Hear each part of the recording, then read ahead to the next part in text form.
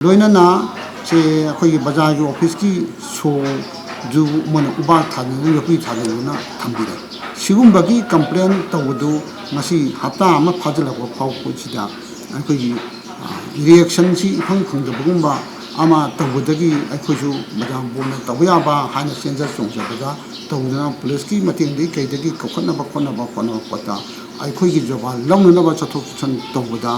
हारिबा थाबकसिंग सिगी opposite लैबा मियोसिना अखोसी live attend तवगी फंदा आई हौजी हौजी वा लंखाई बाजार बोर्ड सिगी सेक्रेटरी ओजरीबा श्री एम नदिया चांद सिंह सही मंगा तरुक चंगना सागलपा कथेना सि लोइसलमदागी मतमदा कथेना सिगी मखा थंबा साइटा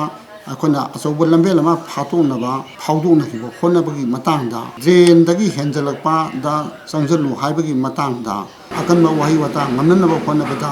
हाइखिबा लै बाजार बोर्ड की हौजी हौजी रन तौजरीबा गार्बेज पुथोक पुछन तौरीबा ट्रैक्टरसु मफम खंगदना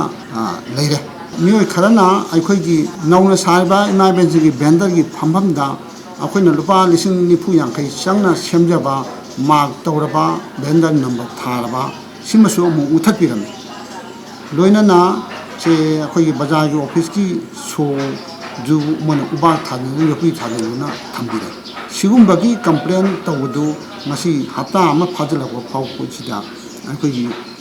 रिएक्शन सी इफंग खंगबगुम्बा अमा तवदगी अखोजु मदाम बोना तवयाबा हाना सेंजर सोंजबदा तवना पुलिस की मतेंदी कैदगी कखनबा पता अखोइगी जवान लौननबा चथोक्सन तवदा हारिबा थाबकसिंग सिगी ऑपोजिट लैबा मियोसिना अखोसी लाइव अटेंड तवगी फंदा ग्रुप हौदना अखोई लंबेंदा कैदा थत्पा खोटपा पुलिस योमजनदना अखोई लेरे खंगदी वांगानबा होनबा सिगुम्बा कया अमा अखोइदा मसी फावबसे सरकिना लेरे बाजार की लन थुम याना मांगनबदोना अखोई बु उहनबिबा सिगुम्बा अमा तवी लनाई ओइबा पोट अमता बाजार बोर्डना मसी फावबदा पोरपुसिदा मिंग पांजलबा पता छेतोखिबा लेते मसी खजिक ज्ञान ताबा वाटपा मीना हाइगदबा वाहिने खली बाजार बोर्ड अमा ओइना अखोइना बाजार द लेजरीबा लन थुमसे बाजार बोर्ड की सेक्रेटरी की ममिंग द लेबा ngaतने सेक्रेटरी तु तोंबो ओबि आई चावबो